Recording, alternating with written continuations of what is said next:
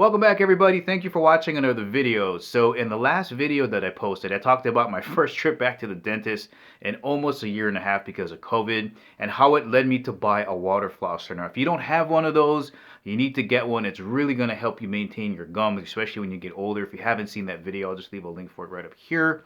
But what I want to do today is talk to you about my first trip back to the doctors after COVID and why it's important for you to check your blood pressure at home.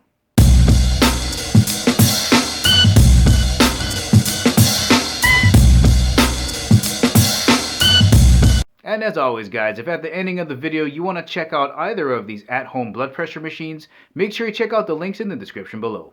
Alright guys, before getting started with the video, because we're talking about medical stuff, this video is not medical advice. Always consult your doctor. This is more of a video meant for you to get more information at home so you can share it with your doctor. Let's get on with the video. Now the main reason you want to monitor your blood pressure at home, well at least for me is that my blood pressure is totally different in the doctor's office than as it is at home. Now this could be for a number of different reasons. Of course, the machine at your doctor's office is a lot more accurate than home testing machines. But what I've been noticing over the past 4 or 5 years as I've switched doctors is they don't really follow the procedure that should be followed when checking for blood pressure. Just for example, they kind of march you in there, they sit you down, they slap the cuff on, they pump it up, and then they take your blood pressure and that's it. So what they're supposed to do is have you come in, sit down, rest for 5 minutes, then cuff you up, raise your arm to the level of your heart depending on what side, right? And then support it, take a reading, and then take a second reading. Now I always insist on the second reading because it's always lower than the first reading. But even with that, that second reading at the doctor's office is at least 5 to 10 points higher than my reading at home. Now the main reason I'm bringing that up is if your doctor is not following the proper procedures, they're not going to have an accurate blood pressure reading. It's going to look higher than it actually should be. Now for some people, that could be the difference between a doctor recommending that you go on high blood pressure medication or not. And you really want to try to avoid getting on that medication as much as possible because it really messes with the chemistry in your body.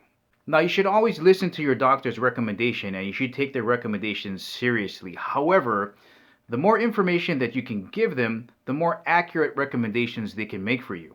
So of course what I do to get my doctor more information is I test my blood pressure at home. So here is my Relion at-home blood pressure tester. I've had this guy for 8 years now. So when I went to my new doctor and she said, oh hey, you got high blood pressure, I didn't know how accurate this was. So I picked up this guy from Amazon just to see the accuracy of this one.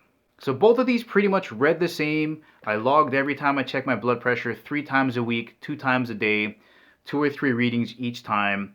And I took these in my next doctor visit and I had them look at them both just to show, hey, I'm not putting this off, I'm testing it. And I just wanted to show them what devices I was using.